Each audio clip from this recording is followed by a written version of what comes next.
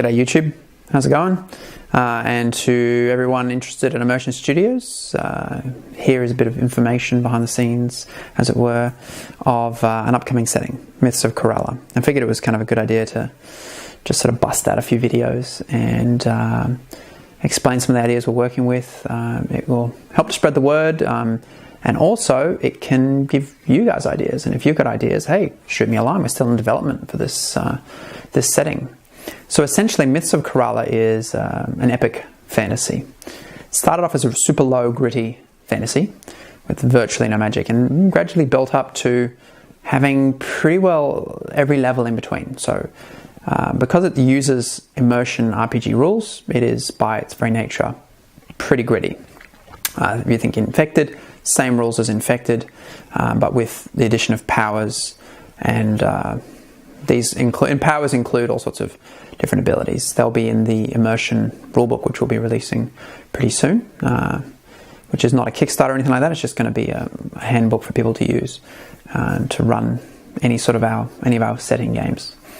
Though of course we may end up turning to Kickstarter in the future. You never know. It'd be kind of cool.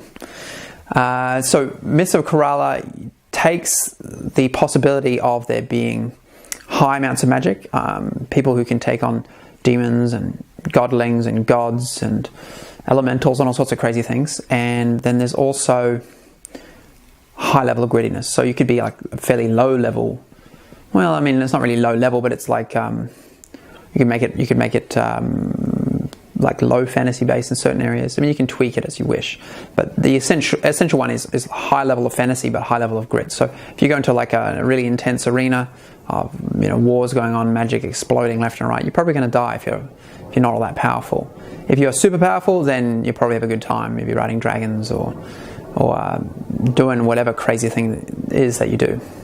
One of the things that I didn't ever really like about most epic fantasies that I've ever seen, including fiction, was that it tended to just solve everything with, I have more power than you. Blast. So much power. Super Saiyan, like, I'm going to blow up the world now. And everything's about the world being destroyed. And it just becomes a little bit overdone after a while, I find. So after playing a lot of that and after reading a lot of that, I was a bit like, okay, let's have a look at really high fantasy, really cool fantasy, which has all these elements that we like, but is also realistic as much as it can be. And it might seem a bit silly to say realistic with regards to fantasy. By its very nature, it's unrealistic. Yes, that's true. But at the same time, there are certain things that it kind of could be and should be. And to make it look as realistic as possible, we'll have realistic societies, have realistic progression and history and evolution, technology, all these sorts of things. And societal interactions between races, between different societies and so on, and how this changes down through the millennia. I mean, we even looked into things like technology, for example. Why wouldn't there be more advanced technology? And you could just say, well, it's because technology doesn't exist in this place. Or a far more logical idea is that actually they don't need technology because they've got magic. I mean, if you could go and study and learn how to cast a fireball, would you think you need a gun? I mean, like, to make one. Guns, for example, had a very long developmental history, and they were rather prone to exploding at inopportune times, and being slow to load, not that accurate, not that effective. Most things, they start their alpha beta stage, takes a while, and then I think I get the right name, their beta stage, whatever the hell it is, their testing stage, takes ages. There's lots of problems. They're very buggy, they're glitchy, and people go, why would I bother? Why don't I just use a bow, right? Now eventually the guns ended up outstripping the bow and being better and better and better. But would they really, if there were things like pyromancers who could control fire, and if they see somebody with a highly flammable substance in a gun, could just be like, and explode it? I mean, of course you could put counter wardings on it and runes and stuff, but even so, do you want to take that risk? When you could just hire a pyromancer or a cabal of sorcerers to channel some big spell. Another thing that I found strange was how you'd have like demigods and gods and things like this just like walking around. Random races everywhere, high-powered dudes just walking around with swords everywhere and just getting into big fights, and like how's the town guard and how's the city supposed to survive all these random high-powered individuals? Just blast them to pieces. And so some of the solution to that is the fact that it's a gritty system in Immersion. As you would have noticed in Infected, you can't go around just like gunning down hundreds of zombies in that one, because unless you're in a helicopter, you know. Otherwise, you're a human, you're going to die. Even an ascendant character can be stabbed and killed.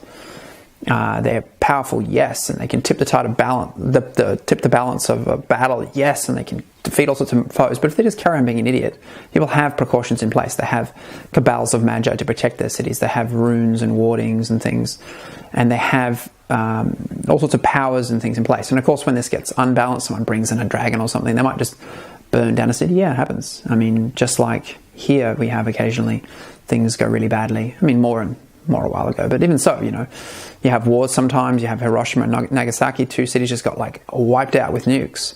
What's to stop America doing to other people? Well, balance of power, right?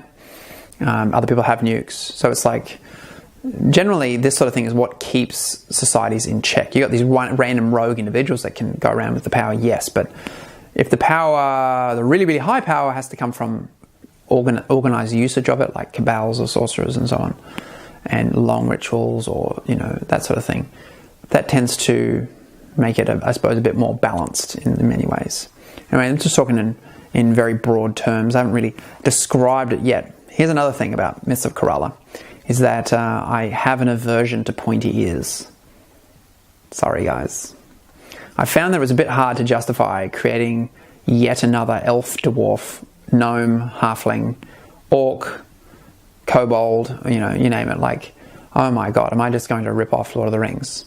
I found it just doesn't fill me with passion. It's not like my creation, because, you know, all my playtesters and designers and so on are not their creations either. It's not original. It's been done.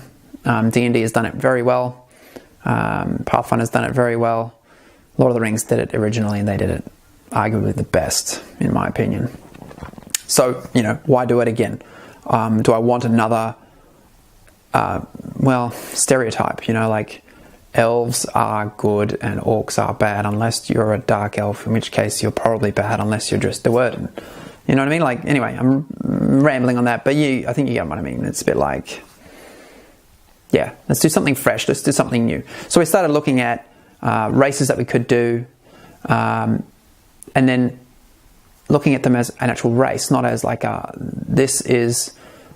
these guys are all evil, for example. Not true. So we have a race, for example, called the Zagreb, who, if they're similar to anything, they're similar to orcs. They're big, they're hairy, they don't really look like orcs, but, you know, they're feral-ish. And they are considered to be barbaric, bloodthirsty, blood-drinking, skull-eating, enslaving, town-destroying, reaving, murderous dudes, basically. They're like the Mongols, except they don't ride horses, and at least not often anyway. But there are many different tribes of them, and in actual fact they're one of the oldest races of all. And all around the place you can find these massive stone structures with these huge 1,000-ton stone blocks that are just still there from thousands and thousands and thousands of years ago, something like 40,000 years. And they have their sacred places and so on. And now everyone treats them as savages. However, they view everybody else as the usurpers who stole their lands, kicked them out, and will hunt them down at every turn, right? I mean, if you are always treated as a barbarian, you're going to kind of end up acting like a barbarian. Or at least in their eyes. I mean, like, if people are always hunting you down, you're going to consider them your enemy, and you're going to hunt them down. And once they've come and destroyed your village, it's okay for you to go back and pillage theirs. This is kind of how it goes. So, are they bad guys? Well, in some views, yes. Are they good guys? Also, yes. They are people. So, I mean, that's just kind of my point. I mean, like, a lot of people understand this, but I found it fun to make lots of societies like this where, yeah, there are good and bad people in them. Good and bad people do good and bad things. Societies have their own biases. And then they have their own factions, their own wars, their own conflicts, their own histories, and so on between themselves, which is really fun, really, really fun. And then also races evolve and change. And you get some races that mix together and then make a new race. And then a few hundred years later, the old race comes in again and has to fight with them. Now that's fun too. So that's really interesting. And then also, exploring the nature of gods. Now, gods in this are much more fluid and can interact to some degrees more. They're more, you got to keep it mysterious. They're not just like walking around like, I am almighty and I will cut you down, because then they would end up being killed by the other gods, basically. So there's a lot of history of different gods. The gods aren't, in a lot of settings, there are the god of battle, the god of blah. And if I looked really into gods and stuff, and it's like, there are a lot of gods of battle. There are a lot of different powerful beings, I guess, in their mythologies and so on. For instance, Athena was a god of battle, but she was rather different to Ares, who was like also a god of battle, basically of mindless slaughter in many ways. But if you look at something like the Greek gods, they're much more like people with their own strengths and weaknesses and biases and things that they like and things that they will support, things that they will fight against. And that's kind of how the gods are in this too. They are more like people. They don't really have a race, though certain races will tend to worship them. I mean, they're just a being that's transcended physicality, really. They can have their attention across all different areas. And the other thing is, when they've got sanctified land, when they've got a temple, it becomes like part of their realm. And this is a kind of interesting part of the game when you look at magic and so on. It's like, it comes down to like a fundamentally agreement being the makeup of the reality, right? So everybody agrees that the physical universe is how it is, like this world and the world there. But the gods themselves can alter that, and the more of their followers who worship them and agree with them and send in all this like energy, which is saying, yes, this God's realm is powerful, it makes it more and more powerful. And so in their temples, they are powerful. It's like their own world to some degree. And so going in there to try to fight a god, yes, you could reach one, but in all likelihood you would perish because it is its land. So it's rather hard to attack a church within itself. You have to lure them out, or the same thing with gods, right? Gods also don't tend to go down themselves as physical incarnations or avatars or something like that, because they can be attacked that way, and the other gods would prey upon them. So instead they tend to gift chosen. Now there's usually 3 chosen, capital C, chosen. And basically these guys get given great powers. They are connected to the god. They become kind of immortal in many ways, sort of limited immortality. And they tend to reflect a certain element of the god, like as in they're the sworn sword, like the warrior, or the high priest, or the arbiter, or they are the inquisitor, and the different gods have their different purposes for their, or the assassin, or different purposes for their different chosen. Having a lot of chosen could be powerful, like they can make more, but each time they make a chosen, it takes part of themselves, and so they end up weakening. And they also have part of themselves within the material realm, which can then be attacked, right? So if one of their chosen gets attacked, they're in trouble. I mean, like if they got captured, then you've got a direct conduit to the god, and you could summon the god down and imprison them. And here's one of the other things, right? I'm really getting rolling now. The barrows, right? So like, how do you kill a god? Or how do you kill a powerful spiritual being? In this whole idea, right? Spirits, when they die, they move on, right? But they tend to go and serve a god for a period of time, or go into a space between the realms, or get lost or whatever. And then eventually they come back into the material realm once more in different cycles. And I mean, this is kind of a cool idea, but gods themselves are immortal, right? And they're pretty hard to kill. You can't. How do you kill a god? How do you kill a spiritual thing that doesn't have any physical form, really? Best thing to do is imprison it.